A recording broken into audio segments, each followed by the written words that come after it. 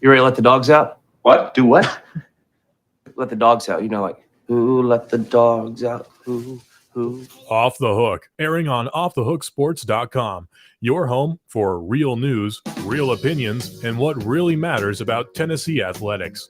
Always available on Apple Podcasts, Spotify, Stitcher, Google Play, TuneIn, iHeart. Like, share, follow, subscribe. Always available wherever you find your favorite podcasts.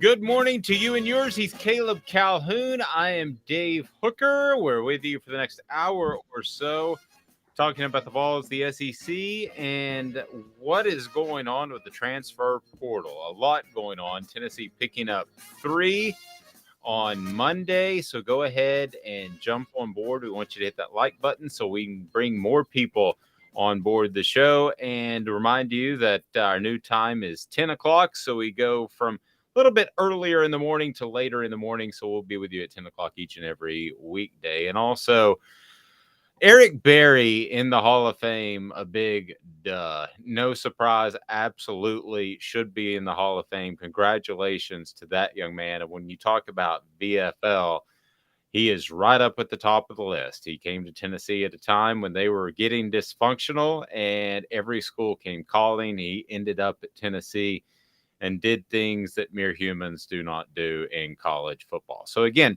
hit that thumbs up button. We greatly appreciate it. If you're not subscribed, get subscribed. Caleb Calhoun, how are you, sir?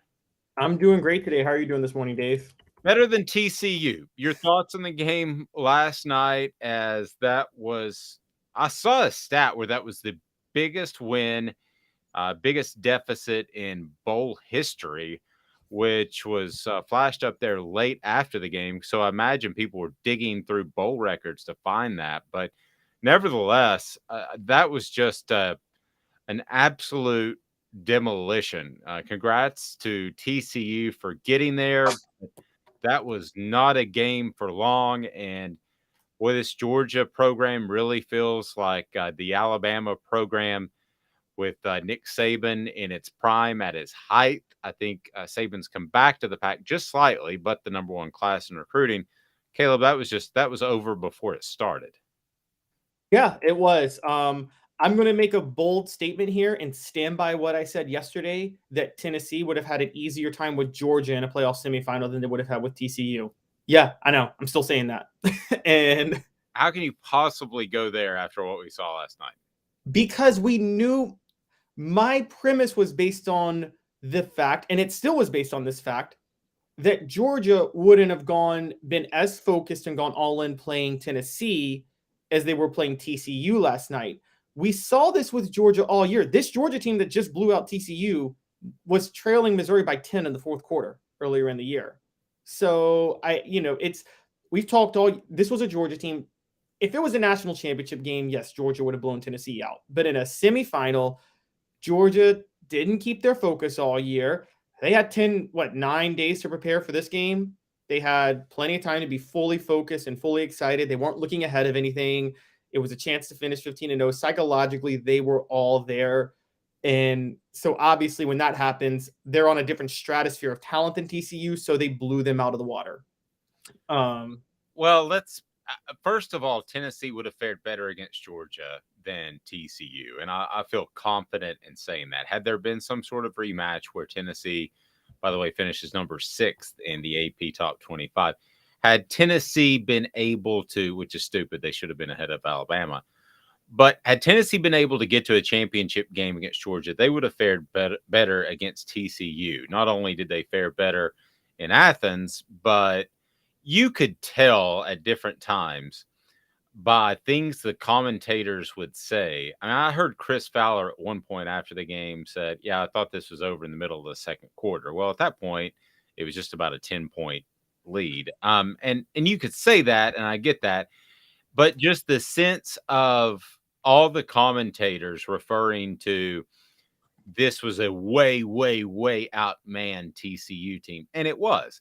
So Tennessee, talent-wise, wouldn't have been that outmanned. And I'm talking about the guys up front primarily. Tennessee's offensive line has been a strength this season. And then on the flip side, The defensive line has had its moments at least, but on the line of scrimmage, you could watch the first quarter and realize really quickly, Caleb, that TCU just couldn't compete with Georgia's big guys. It just was not going to happen last night. No, it wasn't. It wasn't. And I don't think I think matchup wise, TCU was not. There's never a scenario where you could see TCU catch Georgia napping per se, because even if Georgia's napping, TCU doesn't have the personnel. The way they're built, they're not really gonna be able to take advantage of any sort of matchup issues because again, they're an air raid offense. Even when Georgia's sleeping through games, their secondary is pretty darn good at shutting down receivers, quite honestly. And so, I think I just saw Travis K say TCU moved up a spot in the AP. I get that. I mean, they did beat Michigan. People are trying to say TCU shouldn't have been there now, but I'm like, guys, TCU did beat Michigan the week before.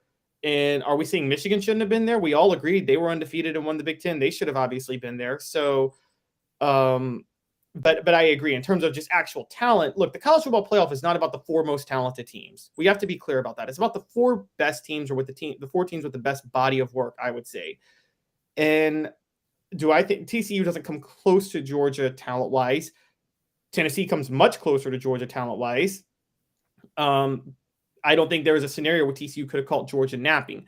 I do think there are scenarios where TCU could have caught other teams napping that would be capable of catching Georgia napping, if that makes sense. Well, and actually, I don't know if you, in the bedlam after the game, I don't know if you saw this interview, but Stetson Bennett said that heading into that Ohio State game that they didn't prepare as well as they should have, which I thought was a really interesting peek behind the curtain. I don't know why they didn't, but maybe they just thought they had Ohio State in hand. So that was the worst possible mixture heading into the championship game. A Georgia team that didn't think they played well the week before, but survived.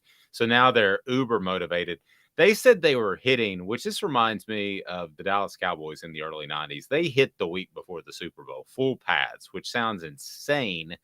But Georgia said that a couple of different people said they were hitting in full pads last week in what essentially would be their Tuesday, Wednesday workouts, which last week would have been Friday, Saturday. So if you look at it like a game week, they were essentially hitting on their normal days, which a lot of people don't do. You get to that point and you back off the throttle to make sure everybody's healthy. That's the scary thing about this Georgia team.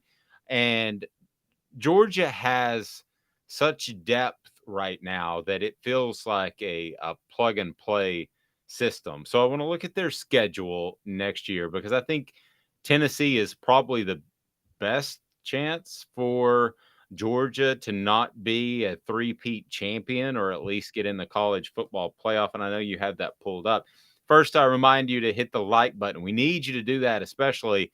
And be sure and hit subscribe if you haven't already. I tell you that because with our new time change, we're bringing in a whole new audience. So from 8:30 to 10, we'll be with you each and every day at 10 o'clock. Go to offthehooksports.com for more of the coverage of Tennessee's big day in the portal that we're going to break down and my thoughts on Eric Berry. He's, in my opinion, one of the top 3 players in Tennessee football history, but there's a lot more to him than that. Brought to you by Vassy Lawn and Garden, Man Alive. It's worth the drive in Cleveland. Industrial, commercial, and residential mowers right there in Cleveland. So worth the drive from Nashville, Knoxville, Chattanooga, in Cleveland, Tennessee, Vassy Lawn and Garden. So let's take a look at Georgia's schedule next year, Caleb. And it looks like Tennessee is probably the most daunting challenge they have on their schedule. Would that be accurate? I would go as far to say they may be the only challenge on Georgia's schedule. I mean, unless you want to count Ole Miss the week before, but that's at Sanford Stadium. I know Lane Kiffin's a great coach, but I mean, do you really think Ole Miss, even with Lane Kiffin and the program he's got, is good enough to beat Georgia at Georgia? I don't think they're good enough to compete. So yeah, I think Tennessee's the only challenge on their schedule. This is such a bad schedule. I'm going to be honest. Even as an SEC team, I think Georgia might have to win the SEC championship next year to get to the playoff. I don't think they have a case if they lose because they're not going to have a quality win on the resume otherwise. So their top games are Ole Miss, Georgia, and then kind of break down the schedule for me if you can. Yeah, Ole Miss and Tennessee, and those are back-to-back. They open at UT Martin. Then they have Ball State. Then they have South Carolina at home. I get how South Carolina ended this season, but I think you think that was a fluke, Dave, and I think that you may be right on that. Then they have UAB at home. So their first 4 games are at home, all 3 against Group of 5 teams, the other against South Carolina. Then their first road game is at Auburn. That's going to be a rebuilding team, and with a first-year head coach. Then they have Kentucky at home, and then they visit Vanderbilt. That's all before their bye. So we can just go ahead and say they're going to be 7-0 before their bye. There's not even a debate, right? Yeah, I would think so. I think they're 7-0 heading into the bye, and then where does it get interesting? And then it gets interesting with Florida and Jacksonville. Under Kirby Smart, they've righted the ship. If this were Mark Richt, I mean, historically, it seemed like even when Florida was at their worst and Georgia was at their best, Florida could get the best of them. I think Ron Zook took 2 of 3 against Florida. Cost Mark Richt a national title in 2002 by beating Georgia. But that those days are long gone. So I think Georgia's going to beat Florida. I missed the boat on Billy Napier. I thought Billy Napier, I didn't think he was great at scheming, but I thought he was a great program runner, I guess you could say, like CEO. He's great at details. That's the one word we kept hearing during SEC media days. He's a detail guy. He's a detail guy. What does that mean? That he remembers to brush his teeth every morning? I've not been a Billy Napier guy from the get. I'm just going to be honest with you. But I was definitely in the minority with Billy Napier at Florida at SEC media days. Everybody from an analyst perspective, like a national that covers the entire conference, down to individual beat writers, said he's going to get it done. I was like, no, I don't know that he's going to get it done. I think Brian Kelly was a much better hire at LSU. He's got the most wins of all time at Notre Dame. And so I don't think Florida's headed for anything special, Tennessee fans. But Caleb, continue. Sorry to interrupt. No, it's fine. I actually would have added to that. I'm going to go bold here. I mean, because I know we disagree, but I'm not trying to pretend I thought he was a good coach. Billy Napier, kind of the whole detail process thing, reminds me so much of Derek Dooley in a negative way, so process oriented. And so, yeah, so there's Florida, Missouri at home. That's a win. So we're already talking. I've gotten them to 9-0 already. And I don't know how they fall out of bed and win all 9 of these games. Then you've got Ole Miss at home November the 11th. That's going to be that's their toughest game to that point. Their 10th game is Ole Miss at home. The week after that, they visit Tennessee, and then they visit Georgia Tech. That's a bad schedule. Georgia Tech's going to have a first-year head coach too. And so, I mean, that's a really, really, really bad schedule. So unless Florida surprises us and turns it around and becomes good, unless Spencer Rattler is, I'm hearing rumblings, and Dave, your head might explode because you're not a fan of Shane Beamer, but I'm hearing rumblings that Spencer Rattler is going to be next year's Hendon Hooker. And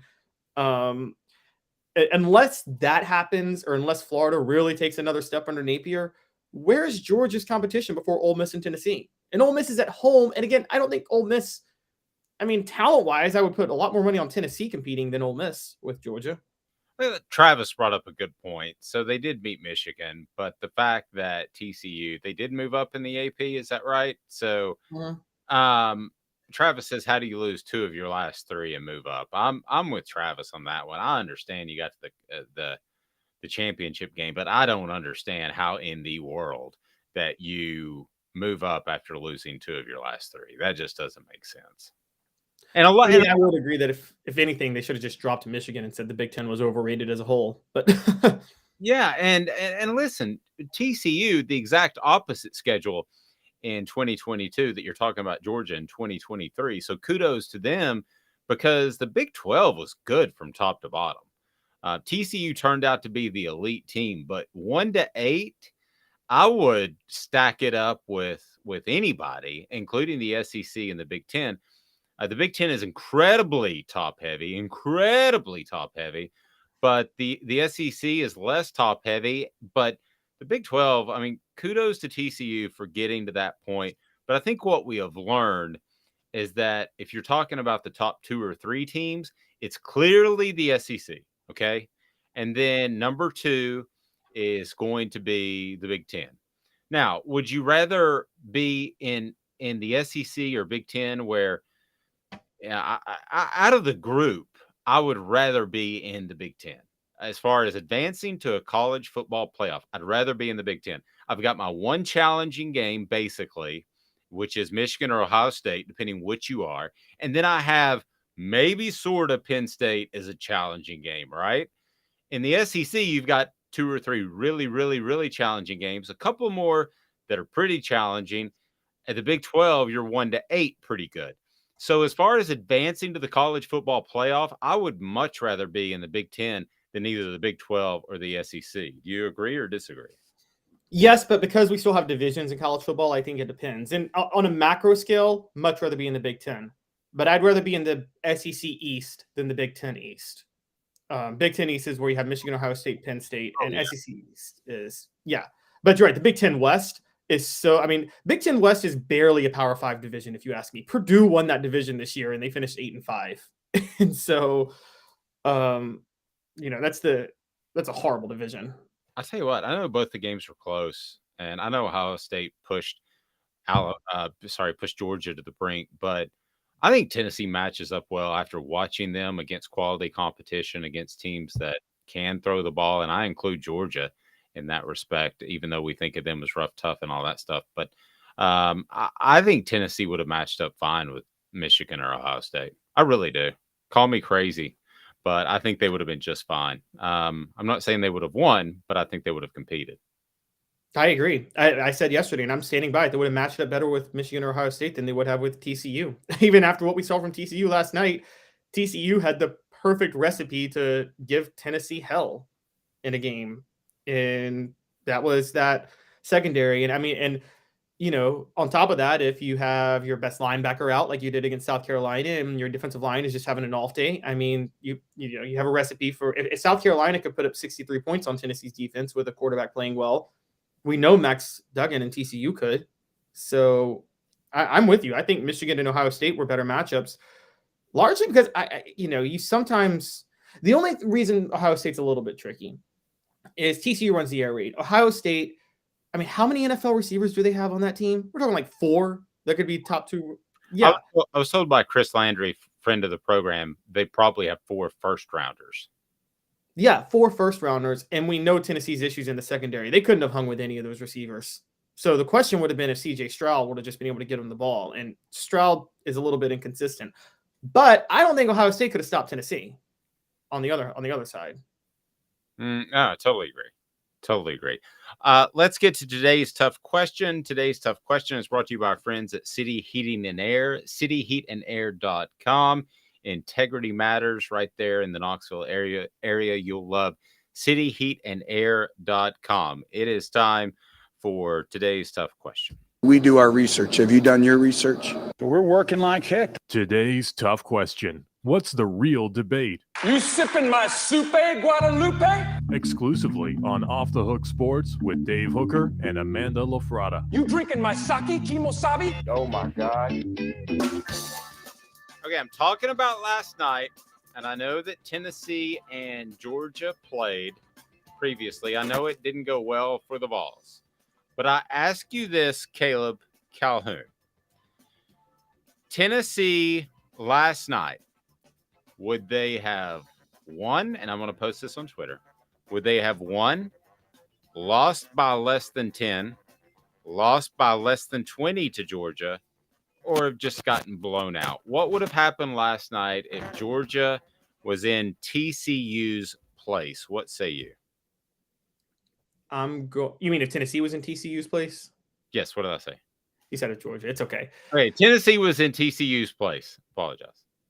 I'm going to say lost by less than 20. I'm going to say it would have looked exactly like that Tennessee-Georgia matchup in November. And the reason I'm going to say, if it were a semifinal game, I think Tennessee would have lost by less than 10, maybe even one of those two. But what's the difference? What's the difference? I think Georgia was looking ahead of the semifinal game and wasn't preparing well for it.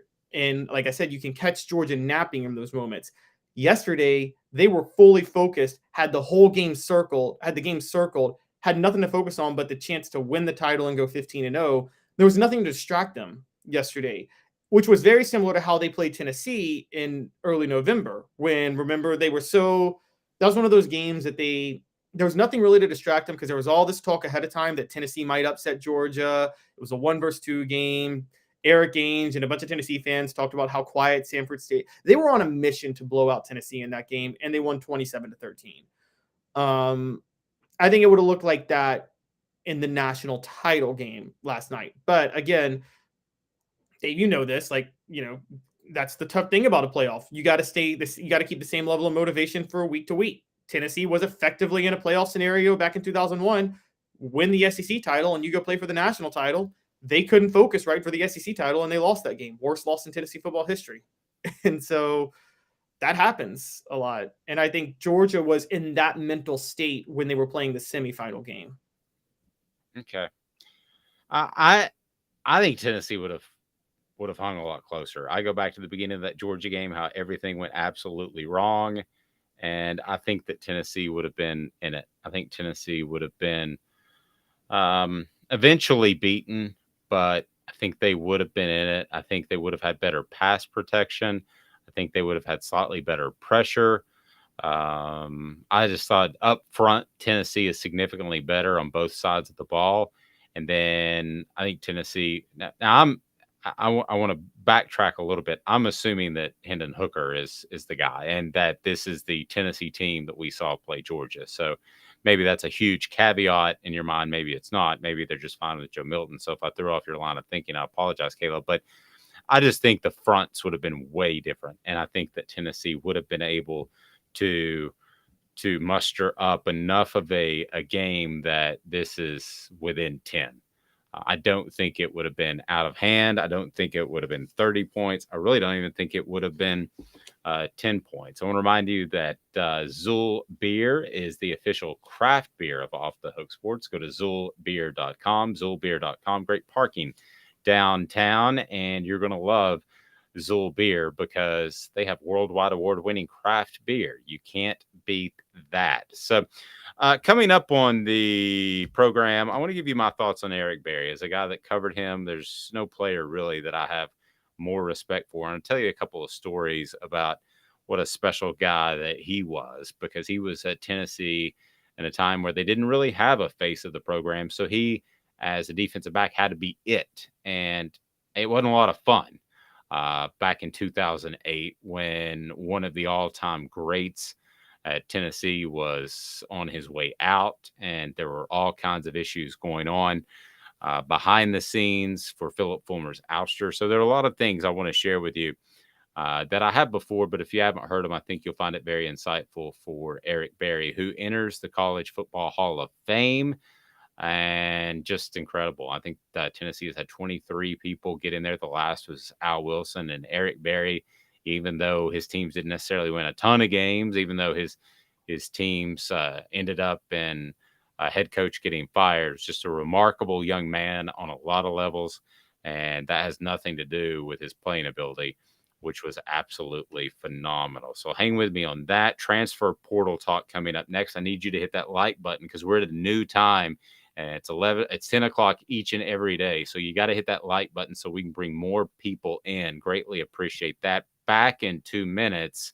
This is Off the Hook Sports. And I remind you that with GIAplantoday.com, that's Guardian Investment Advisors, you'll not only know where your money is going, but you'll know why. Thanks to video teleconferencing, you can work with the best in the nation when it comes to financial advising. And that's Guardian Investment Advisors, GIAplantoday.com. Hang with me for 2 minutes. Tennessee with a big haul on Monday in the transfer portal. He's Caleb Calhoun. I'm Dave Hooker.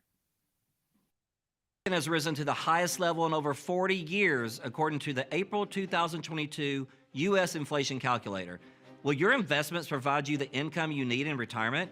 Are you losing purchasing power of your savings due to inflation? Simply stated, if the cost of goods and services are 8% higher and you're only earning 4% in your investments, that money buys you less of what you need. Right now is the time to act. Call Guardian Investment Advisors today. Hey folks, Gary Viles here. I want to personally invite you to North Knoxville's newest sports bar and restaurant. It's Big Orange Phillies, located in Black Oak Center. And yes folks, it's happening in Halls. Big Orange Phillies offers family-friendly environment with homemade meals and the best deli style subs around. billiards, darts, jukebox, shuffleboard, and cornhole, and a full bar.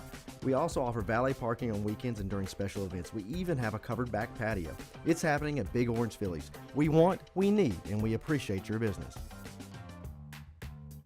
Hi, Mike Davis here with City Heating and Air, reminding you to always dare to compare.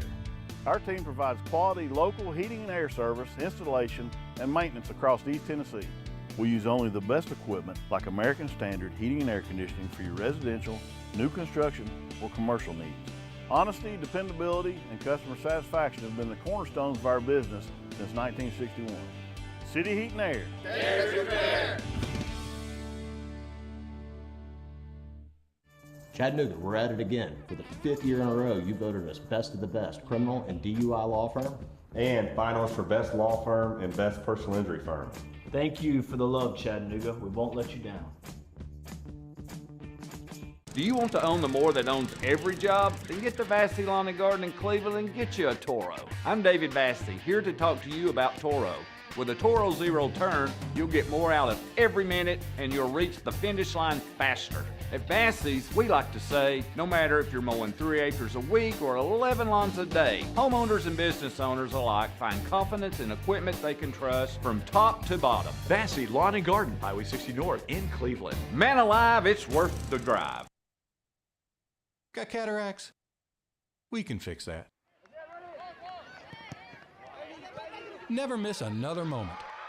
With a little help from Doctors Campbell, Cunningham, Taylor, and Hahn at cctis.com.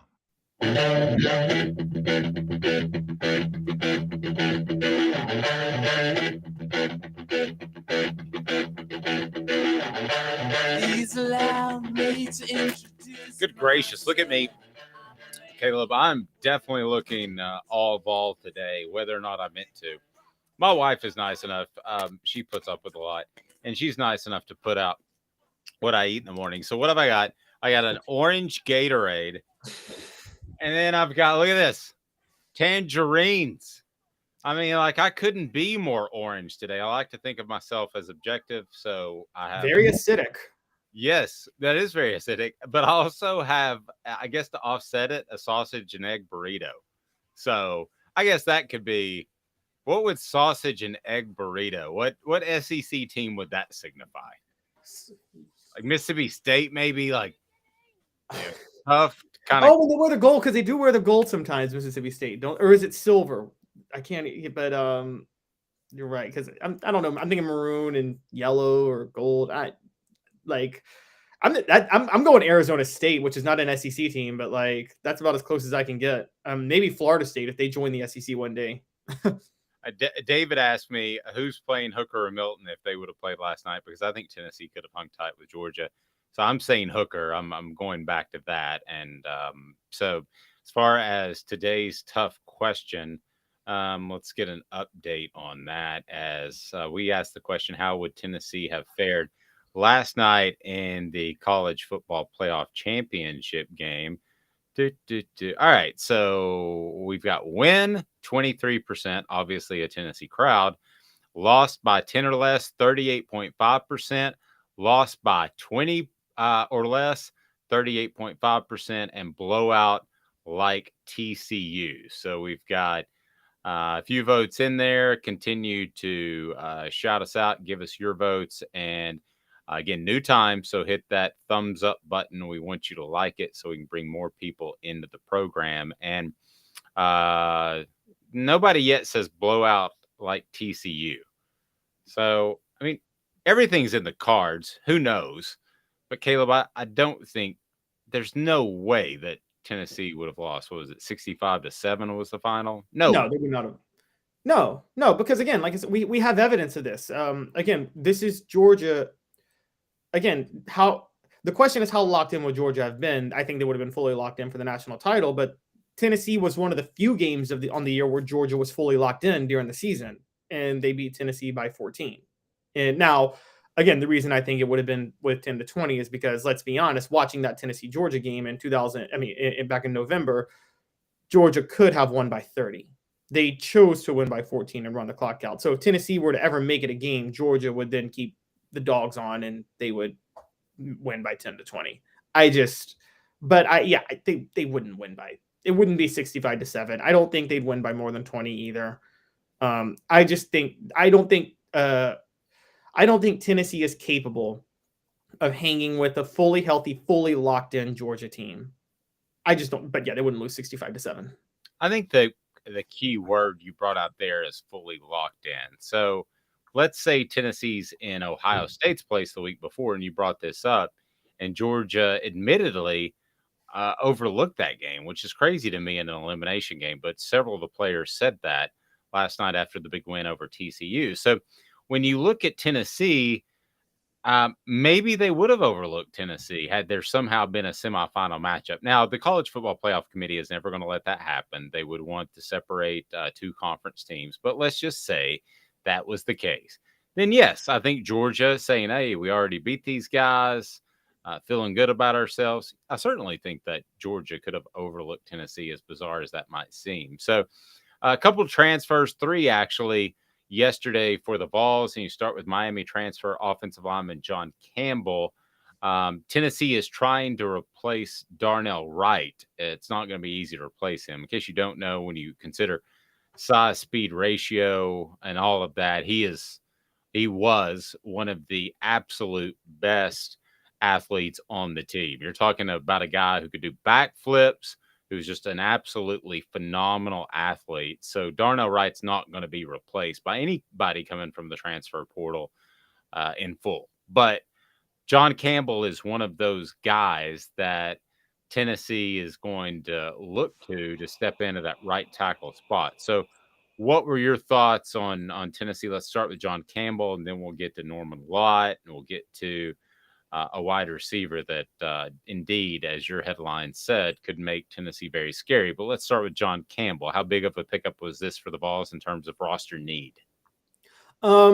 It was pretty big in this way. I think Tennessee had found the starters they need at both tackle spots, because Gerald Mincey's locked in at left tackle, and Texas transfer Andre Carrick was going to come in and replace Darnell Wright at right tackle. Like you said, not really replace, but at least fill that void. I think the goal with tackle, when you never have enough depth on your offensive line, but you always want to be able to run 3 guys, at tackle overall. And I think with John Campbell, you get that. So you have some options now, and I think he's going to end up being the starter over Carrick now, which makes it an even bigger deal. I think the real story with John Campbell is this was why I brought up the Billy Napier point last segment. Billy Napier was the CEO, all about details and process. It wasn't about game planning. It was about building a program. And losing out on a guy like on a transfer like John Campbell is a big deal for somebody like him. Tennessee should not have been able to lure him out of Florida and away from the Gators. And if they're doing that, what's your selling point for Billy Napier over Josh Heupel at that point? Because he's not going to out-scheme Josh Heupel in a game. And now it's looking like he's not going to out-recruit Josh Heupel either. And so there were some real consequences to this one random pickup that I did not think Tennessee was going to get. No, I didn't either. I thought that was a pleasant surprise for Tennessee. Okay, so before we get to the receiver that I know everybody wants to talk about, because that's exciting, defensive lineman Omar Norman Lott. Here is a guy who leaves the Arizona State Sun Devils and makes the transfer. And this is after the Dante Thornton pickup, which we're going to get to. But here's one where Rodney Garner pulls a guy in, and talk about teaching an old dog new tricks. Rodney Garner is one of the best high school recruiters of all time, but he's proving to be a great recruiter in the transfer portal as well.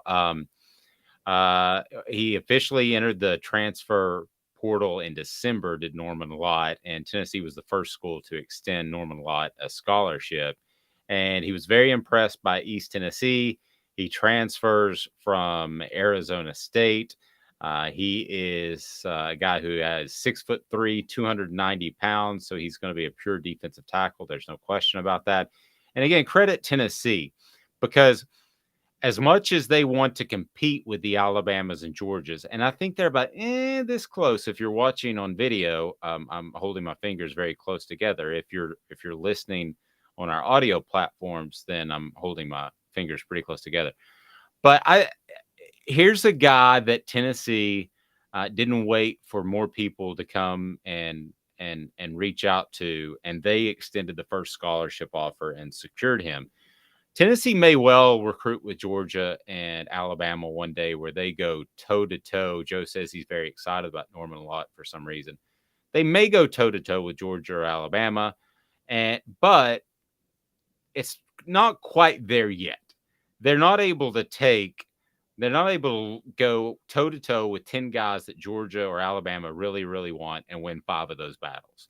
They may get there. That may happen by next year, but it's not happening yet. So you have to extend scholarship offers earlier than maybe you're even a little bit comfortable with. And I think Norman Lott is a great example of that. Yeah, and with Latrell Bumpus and Byron Young gone, Norman Lott is somebody they really needed. I think we said yesterday, I think all three of us had Norman Lott at the top of our list of the players Tennessee wanted to get the most, because he filled a direct need, has Power 5 experience. This is the equivalent of just a regular free agent signing in the NFL to offset a player you lost. And so I think this is a big pickup. I think he could start, but if not, he'll be a rotational guy at the very least. And you're right. It's the big thing for Heupel, and what we're seeing with Heupel in the transfer portal right now. You and I have been talking nonstop about 2023 being more of a rebuilding year. Tennessee takes a step back with Hooker gone. I think Heupel's doing everything within his power to make sure that doesn't happen. And he wants to kind of stay above water until he can start really recruiting with the Alabamas and Georgias. And you're right, that's a good way to focus on it. I think that in college football, college football is, you can fall behind really fast. It takes one bad season for every recruit to look at you and say, I might want to stay away from that right now. And yeah. And so I think because of that, I think that Josh Heupel knows he really can't afford to fall back after one big year. We saw what happened with Kevin Sumlin, and right after Johnny Manziel left, had an 8-5 year, and then all these people started raising questions: can he coach without Manziel? And slowly but surely, Texas A&M lost a wave of transfers, wasn't recruiting the same, and then he was fired by 2017. And we know Josh Heupel wants to avoid that. Right. And the other one you had recently at Tennessee was, I was told that, well, I mean, I don't have to be told by anybody off the record or behind closed doors. Eli Drinkwitz just pointed out that Tennessee had NCAA issues. So those have since been, or are close to being resolved. So I'll guarantee you in recruiting that was brought up several different times. Yeah, you can go play for Tennessee, but man, I hope they don't have that postseason ban. And I know that you and I both know that's absurd. I mean, they're not going to postseason ban anybody of Tennessee's ilk. Anybody that's in the top 40 of college football, nobody is going to get a postseason ban unless they just practically shoot somebody randomly on the street.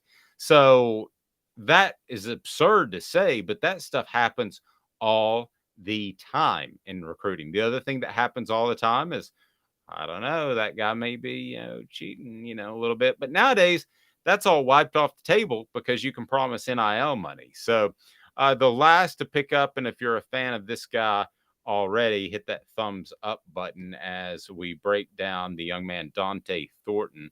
Again, the thumbs up button, the like button helps us reach more people at a new time, 10 o'clock each and every weekday. Tennessee adds Oregon wide receiver Dante Thornton, making the Vols offense extremely scary. How scary, Caleb Calhoun? This is, like I said, Kevin Durant joining Golden State. That's what this is. You have the best offense in NBA history adding the best offensive player in NBA history. Okay, it's not the best offense adding the best receiver, but Josh Heupel's system is designed for slot receivers to shine regardless. You have a 6'5" slot receiver now who runs about a 4.4 40, I think, was what he clocked in. Maybe a little over that, maybe 4.42 or something like that. Really fast for 6'5", put it that way. And you're going to line him up in the slot. And you're going to have Brew McCoy on one side, and you're going to have Ramel Keaton on the other. And there's still Squirrel White. I think Tennessee's going to run mostly four wide receiver set next year. Princeton Fant's gone. Jacob Warren's their only really tight end that has experience who's back. Tennessee's going to run 4 receiver sets all year next year with Jacob Warren. out there at tight end. And so I don't see how. Well, wait, can you run 4 receiver sets with tight end? Yes, you can. My mind just went blank. Or no, you have to get rid of a running back. Running back. Yeah, I sorry. thought you were including Jacob Warren as essentially in some ways, he is a receiver. So, I mean, I think that you're going to run the base package of, have a tailback back there, and you're going to run a tight end and 3 running backs. But if they need to go 4 wide, which I haven't seen them do that a lot, I mean, they could. My question to you is, as far as, I think it's pretty apparent that he's an outside receiver. And the slot's taken care of with Squirrel White, but I've been surprised before. Jalen Hyatt physically looked like an outside receiver, but there he goes in the slot and has just a masterful year. But where do you see him fitting in? Oh, I think he's going to be in the slot. I think Heupel picked him up because he wanted the size advantage in the slot. Okay. Yeah.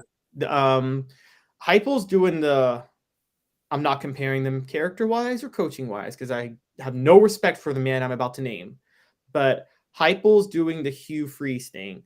When Hugh Freeze first got to Ole Miss, he really wanted all of his receivers to be 3 inches taller than every cornerback, whether it be on the outside or the inside. And Heupel's really going for that now, I think.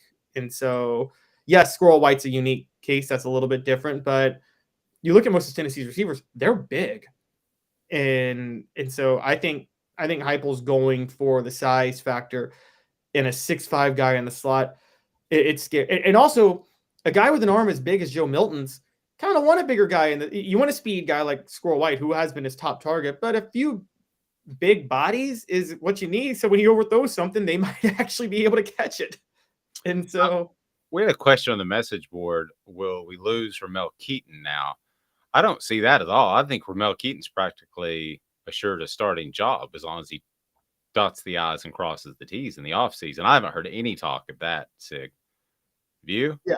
No, I don't think Tennessee's losing Ramel Keaton. I think as a pure, just fundamentals receiver, Ramel Keaton is everything you want in a receiver. I love that guy. I mean, I don't think he has the talent of Cedric Tillman. I don't think he has the speed of Jalen Hyatt. I don't think he has the shiftiness of Squirrel White. And he doesn't have the size of Brew McCoy. Doesn't have the size or overall physicality of Brew McCoy, but I love that guy, man. I love Ramel Keaton. To me, he just shows up. He feels like and from people I've talked to and watching him, doesn't he feel like the guy who would absolutely be a Vol until they tore Neyland Stadium down? Like, as far as transfer portal, I feel like he could almost be a second string player next year and he would still stick around. Doesn't he feel like that guy? He's just hung around knowing that Tillman's the star and McCoy's the star, and he hasn't gone anywhere. I really like him. Yeah, he's going to do his job. He reminds me of throwback. Remember Jermaine Copeland in the 90s? Was never really the number 1 receiver, but Great comparison. Yeah. Yeah. Copeland was always there when you needed him. And I think Ramel Keaton is that guy. Look at you going old school. All right, so think about this for a second. Who would you take out of those 3? Or we kind of said it yesterday, but with Thornton, what kind of impact do you think these guys have? And I'm going to ask you, contributor, starter, star. Okay, so I want to break down each of the 3 and go contributor, starter, star. Now, in the meantime, I wanted to discuss, at least throw out there, Juwan Mitchell, surprisingly, it's entered the transfer portal. I didn't see that coming. Portions of the program brought to you by Vols Automotive Group right there on Calhoun. Vols Automotive Group is phenomenal when it comes to your car shopping. They have a selection that's unparalleled.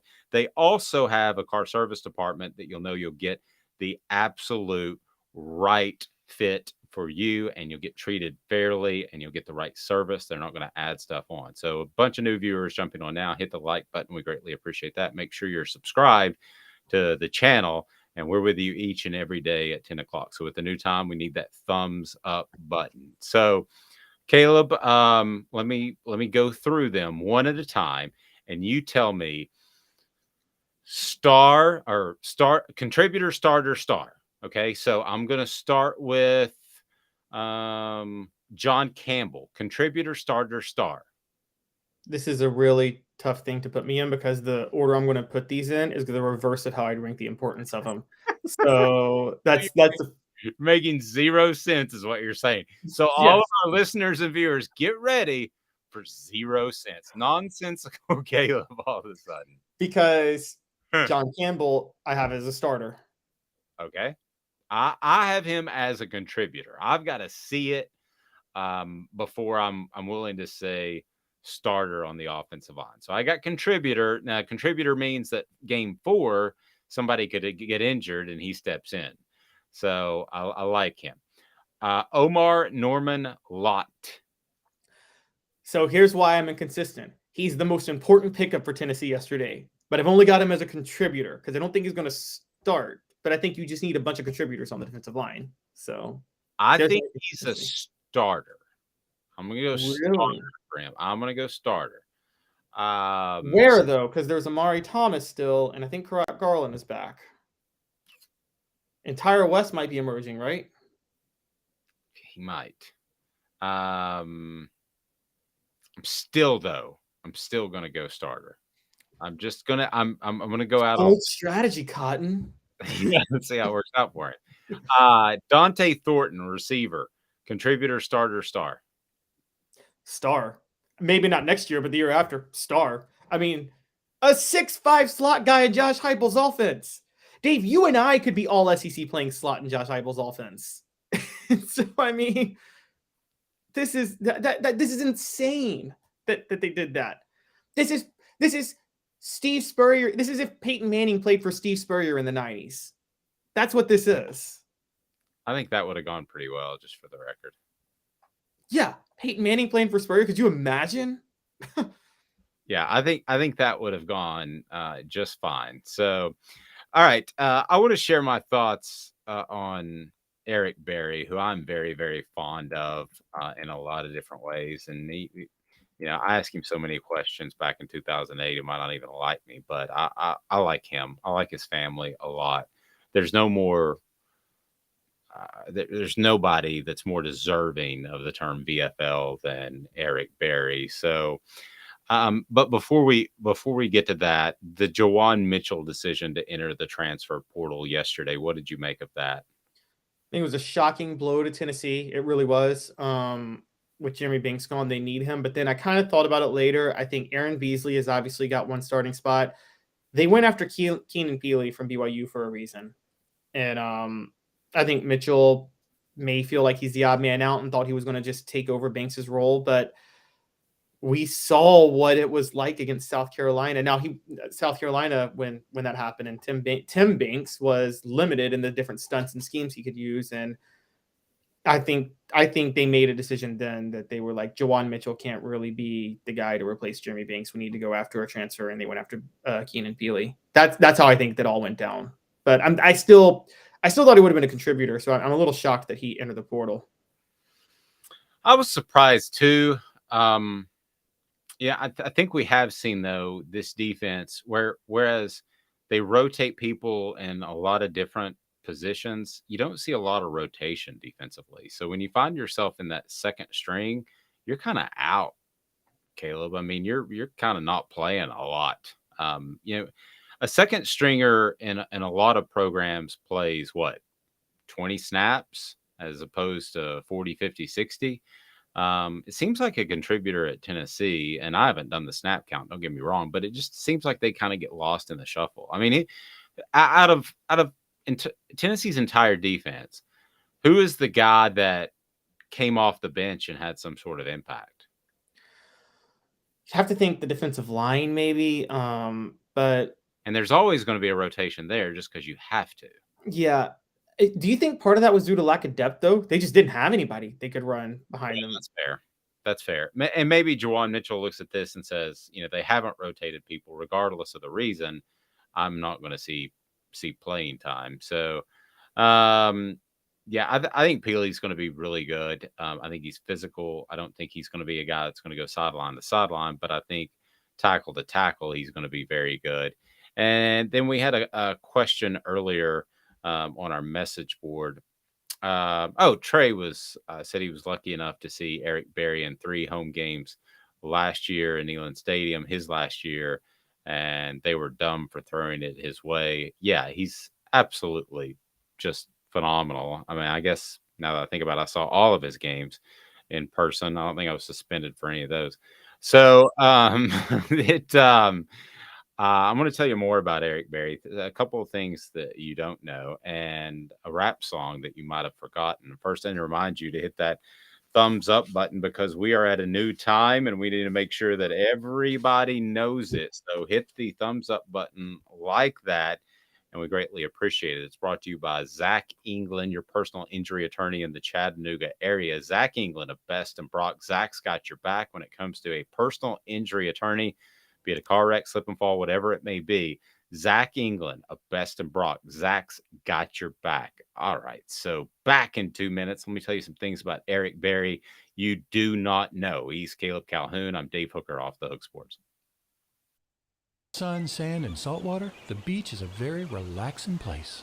Unless you wear contacts. Ow! Open your eyes to the best the beach has to offer with LASIK vision correction from Campbell Cunningham Laser Center. Do you want to own the more that owns every job? Then get to Vassy Lawn and Garden in Cleveland and get you a Toro. I'm David Vassy, here to talk to you about Toro.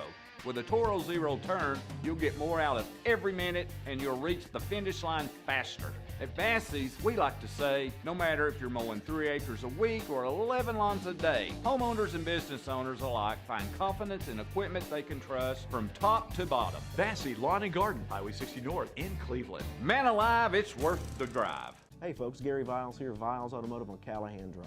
I've been selling cars here in East Tennessee for 27 years. In that time, I've come to realize it's not about the car. It's about you, the customer. So I'm here to take care of you just like family. Good credit, bad credit, you name it, we can get you taken care of. If we don't have it, we can find it for you. We go across the country to get any vehicle that you want. And here at Viles Automotive, we don't believe in fake numbers. We just give you great deals. And as always, we want, we need, and we appreciate your business. Here with City Heating and Air, reminding you to always dare to compare. Our team provides quality local heating and air service, installation, and maintenance across East Tennessee. We use only the best equipment like American Standard heating and air conditioning for your residential, new construction, or commercial needs. Honesty, dependability, and customer satisfaction have been the cornerstones of our business since 1961. City Heat and Air. Dare to compare. Chattanooga, we're at it again. For the 5th year in a row, you voted us best of the best criminal and DUI law firm. And finalists for best law firm and best personal injury firm. Thank you for the love, Chattanooga. We won't let you down.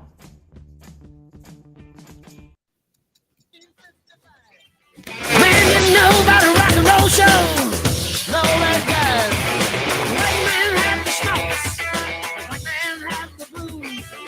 No one knew they was going to do what you got. I was trying to pull something up during the break and I failed miserably. So I promised you some Eric Berry talk. New time, 10 o'clock. That's where we're sticking. Hit the thumbs up button. If you haven't subscribed yet, please do so if you're new to the channel.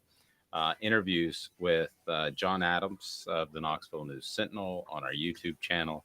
Cooper Mays, Current Vols. Jacob Warren, Current Vols. I guess it would be Current Vol. So anyway, what are your remembrances of Eric Berry? And your thoughts. I covered him throughout that time, and I want to share some thoughts. But Caleb, what are your remembrances of Eric Berry? What stands out? And message board guys, go ahead and already Joe stole my thunder. All right, Joe. All right, go ahead. Don't mention that, Caleb. Don't mention what I'm about to do. Okay, so my memories of Eric Berry, more than anything, was it was so hard to figure. There wasn't a skill position that he could not have played. And you almost wondered, was he wasted at strong safety? Because if they wanted to line him up at receiver or kick returner or punt returner or Monty Kiffin effectively lined him up at linebacker, because remember, Monty Kiffin's Tampa 2 call for smaller players to usually play linebacker. So Eric Berry, I think that's why he didn't actually break the all-time interception return yardage record, is because Monty Kiffin didn't have him in coverage as much that last year. True. And so the one play that stands out, there's a play against South Carolina. It was because I think for all of us, what we remember the most is how great he was at returning turnovers, whether it be a fumble recovery or an interception. And there was a play his freshman year against South Carolina. South Carolina's opening drive, they fumble. Eric Berry picks it up and he's returning. And he throws a blocker in front of him. He throws a teammate. I forget who he threw in front of him, but he throws a teammate in front of him to block for him so he can get down the sideline. And he almost scores. I want to get to my memories of Eric Berry, and they probably weren't really pleasant for him. But first, we'll give this a shot and see how this works. Yo, what up, football fans? Yeah, I call you football because we the volunteers. Yeah, I remember it. I loved the original. Ronaldo Woolridge was a terrible rapper. There's a reason Swiper Boy never made it. Oh, we know it's football time. Well, no, this is Ronaldo Woolridge. I know. Who did the original? Oh, there's the song is a remake of a song by a rapper named Hurricane Chris called Halle Berry. Halle Berry. Halle Berry. And that's what they were remaking when they did this song. Oh, I didn't know that. Yeah. I wasn't very hip at the time. Hurricane Chris has, by the way, since not Ronaldo Woolridge, Hurricane Chris, the original rapper, has since been charged with second-degree murder. Kind of had his own issues. Well, but it didn't happen to Ronaldo nor Eric. yes, exactly, it didn't. But he had another song called "Hey Baby, Let It Play." That's my song. Turn it up, hey baby. That was Hurricane Chris, and so Louisiana rapper. Those are my peak years. But I remember the Swiper Boy version. I remember getting in an argument with a Tennessee beat reporter at the time. I said, if Ronaldo Woolridge wasn't as obsessed with rapping, he may be a better basketball player. And I still stand by that. The guy transferred to USC, if you remember, Southern California, and then played in Spain for about a year. I thought he had talent. I thought he could be a good swing man. He needed to develop a better jumper. But nevertheless, here are my thoughts on Eric Berry. So started with going to cover Eric Berry in Fairburn, Georgia, when he was a prospect, and incredibly blown away. Still Facebook friends with his parents, and still have their number. I don't call them often, but I just the thing that always will stand out to me about Eric Berry is that in the 2008 season, Caleb, things were bad. It was not only a coach getting fired, maybe like at a just normal old program, but it was Philip Fulmer, and going through that season, other than Neyland, he was the most successful coach at Tennessee. And that was a team that was just absolutely falling apart because of a bad coaching hire and Dave Clawson, an offensive coordinator. And there really wasn't, Jonathan Crompton was set to be the starter. But quite frankly, I think there was a lot of disagreement. I know. There was a lot of disagreement in how to run the offense between Clawson and Fulmer. So it undermined the offense from the get. It doesn't matter. You had a hurdle at the starting line. So I don't care if it was Jonathan Crompton or John Elway. There were going to be struggles on the offense. And we've talked about how Dave Clawson flip-flopped the offensive line. And Dave Clawson was at a point in his career where he was not ready for that sort of job. So there was not a face of the program to come out. Who's the guy in football, Caleb, that comes out and visits with the media when things aren't going well, are going well? God forbid, a case of the Buffalo Bills, Josh Allen, when you have a player injured. Who is the guy in football that comes out and talks to the media most often? I mean, typically it's the coach and the quarterback. Right. That's the face of your program. Well, Jonathan, who I have a great affinity for, was going through an incredibly tough time not knowing if he had his head coach's back. And if you want to blame Jonathan for the 2008 season or portions of his career when he didn't play well, go for it. I think there were a lot of things going on you probably didn't know about. So you couldn't trot out Jonathan Crompton, who was also banged up that entire year, because he felt like he had to defend himself, much less defend the team's overall success. So the guy that got trotted out a lot of the times, and nowadays, Caleb, we see guys do maybe one interview or one media session every 3 weeks, right?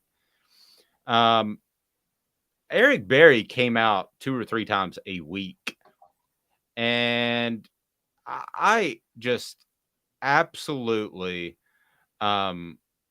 just was so I had so much respect for him because he came out and you could tell he didn't want to do it. It was like going to get a root canal, but he showed up every single time. He answered questions. It got to the point when you're in early November that you really don't even know what to ask because you're asking the same thing because really the game is becoming inconsequential. This is when Mike Hamilton came out with the comments that Tennessee is not designed to go, I believe it's 5-6 or whatever the record was, and so it ended up in the firing and all of that. But Caleb, he never ducked interviews, ever, not one time.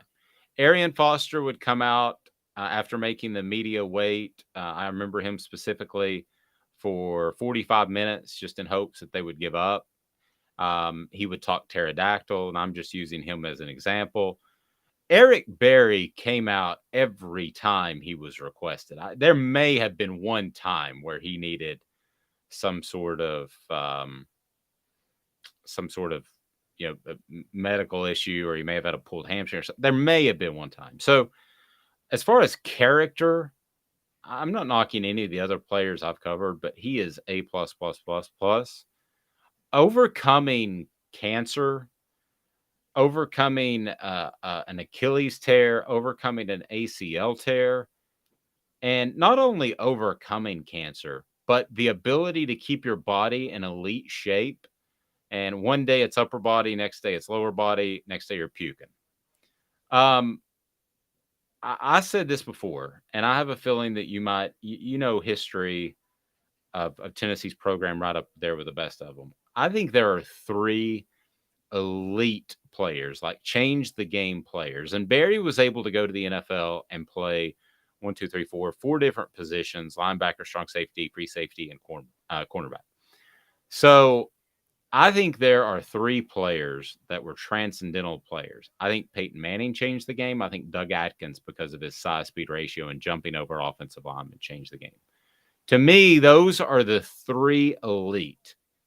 And then you take a little step down to your next grouping. But that's how much respect I have for Eric Berry. And I'm glad he's not being forgotten. I'm glad he was inducted into the College Football Hall of Fame yesterday, because that's one of the finest young men.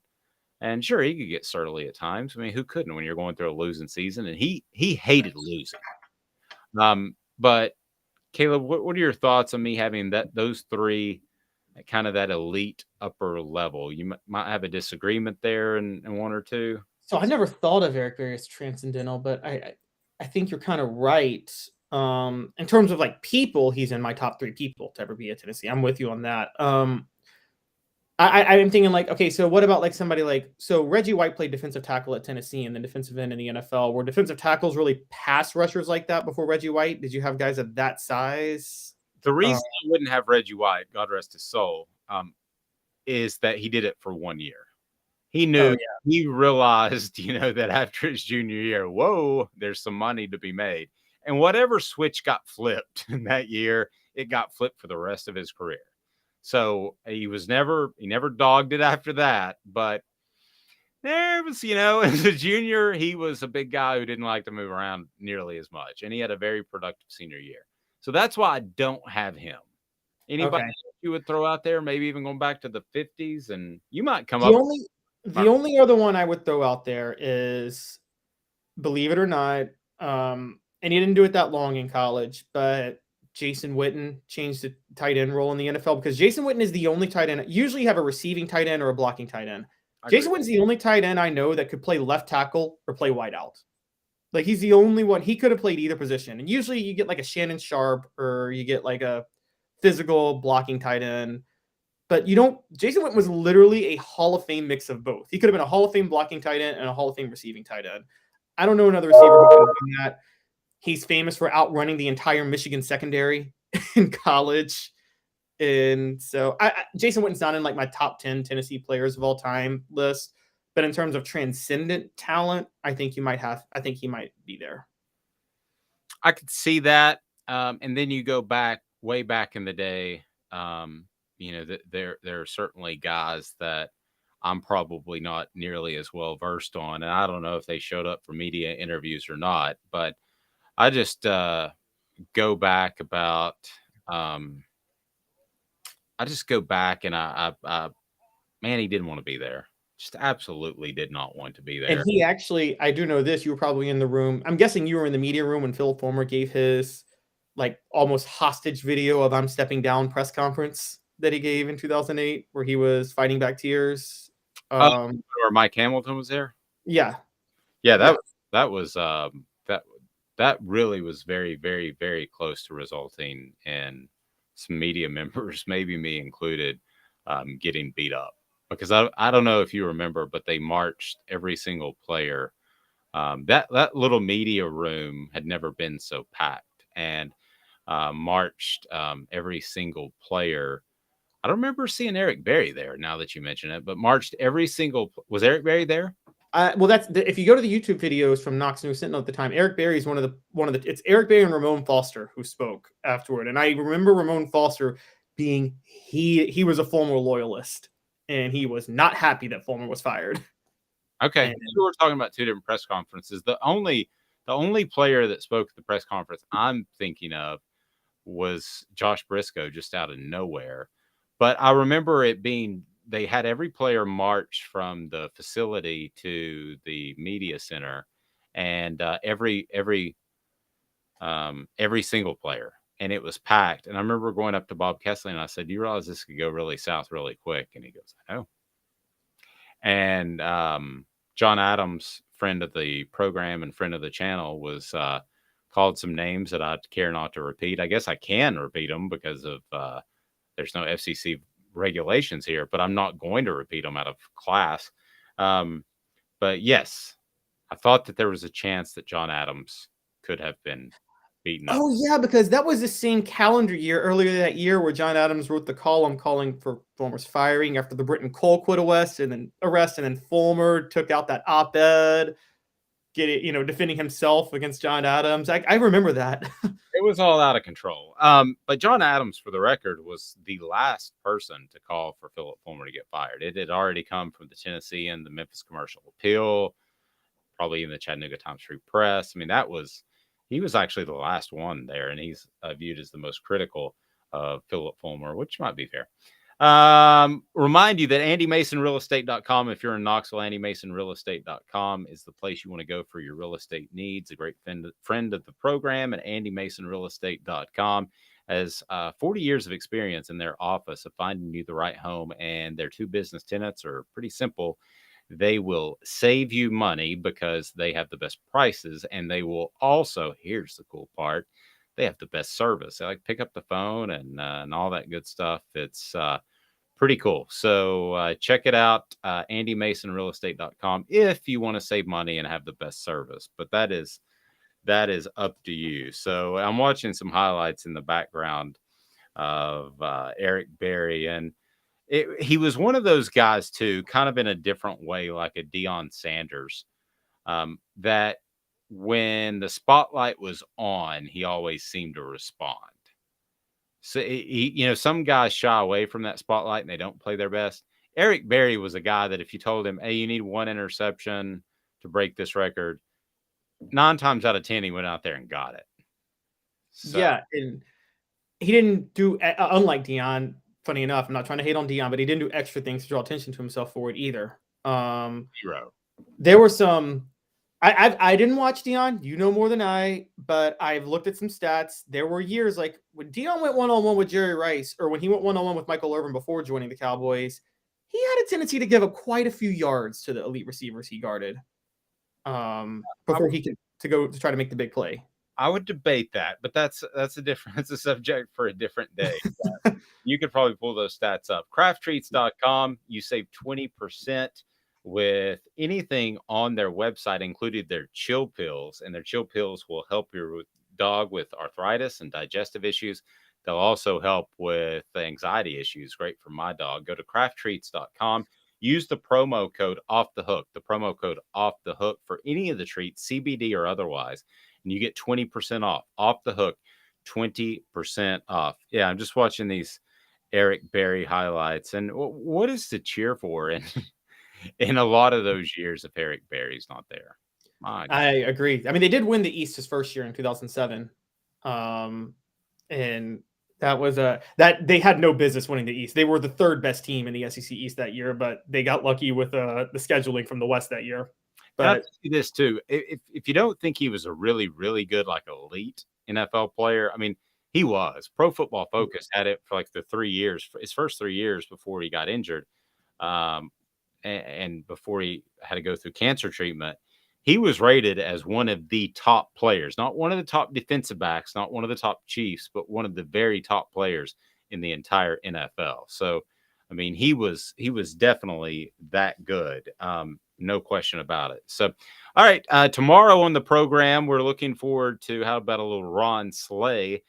Also, before the end of the week, we want to have Chris Landry on LandryFootball.com to break down what Georgia has coming back and can Tennessee go toe-to-toe with the Bulldogs. But all in all, a very impressive display. There's no question about it by Tennessee. Today's tough question was, or impressive display by Georgia.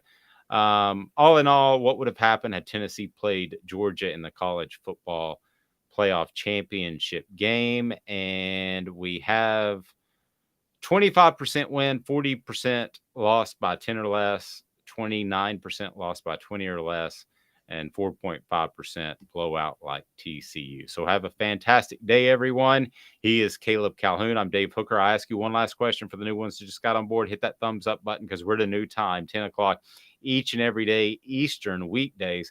And we want to bring more people into the program. So the thumbs up button helps us grow. Thank you very much. Have a fantastic day. This has been a production